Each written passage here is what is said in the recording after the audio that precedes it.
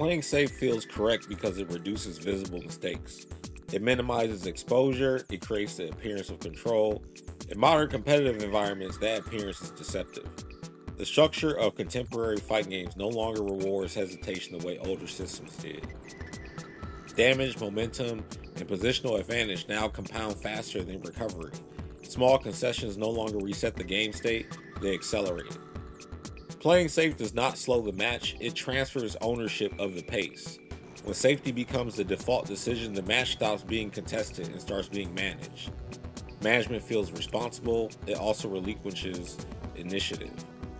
Initiative is no longer optional, it is the primary resource. Defense without intent does not reverse momentum, it delays the moment when momentum becomes irreversible. Blocking correctly, spacing responsibly, and avoiding overcommitment preserves stability. Stability is not leverage. Leverage comes from forcing decisions under constraint. Constraint only appears when pressure is applied. Modern competitive systems reward the player who creates uncertainty.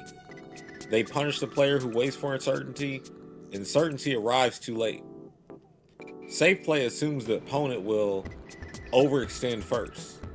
That assumption held value when risk was expensive and recovery was slow. It fails when offense converts quickly and repetition compounds advantage.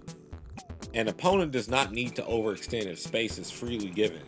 They do not need to gamble if pressure is unchallenged. They only need to advance.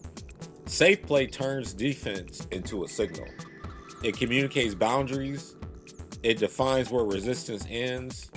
Once those boundaries are visible, the opponent stops exploring. They begin exploiting. Exploitation does not require aggression, it requires permission. Playing safe grants permission incrementally. Each retreat confirms the last, each block sequence reinforces expectation. And expectation replaces risk assessment. Risk assessment is where reversals are created. Defense alone does not produce reversals. Reversals emerge when continuation feels safe to the opponent, and that belief is built through repetition. Safe play accelerates repetition. Modern matches are not decided by the absence of errors, they're decided by those decisions that shape the opponent's behavior. Behavior is shaped through pressure, not restraint, and pressure is often mistaken for recklessness.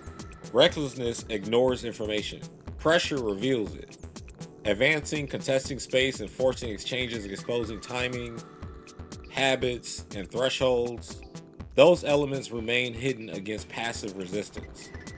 When pressure is absent, the opponent plays their preferred rhythm. Preferred rhythms are optimized. Optimized rhythms are difficult to disrupt late.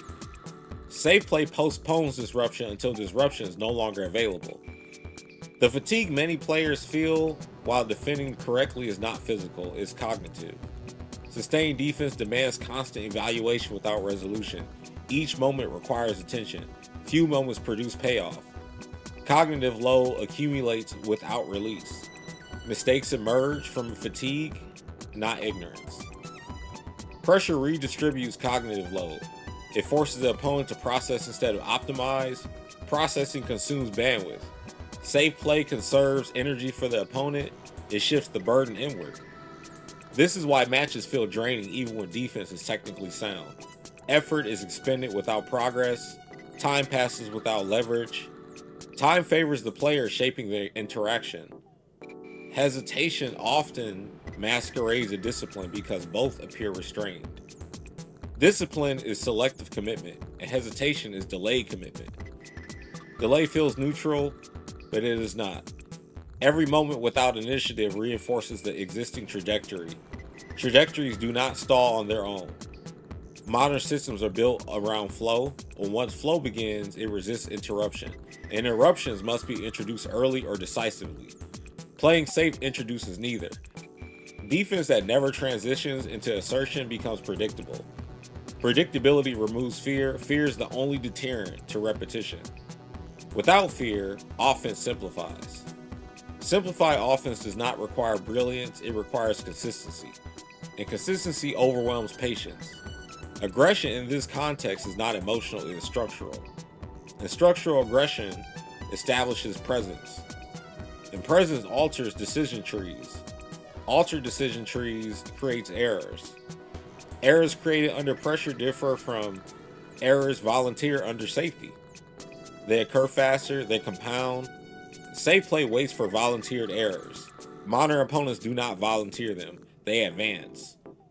The belief that safety equals intelligence persists because it avoids immediate punishment. It also avoids opportunity. Opportunity requires exposure. Exposure creates vulnerability. Vulnerability is where advantage is contested. Removing vulnerability removes contest.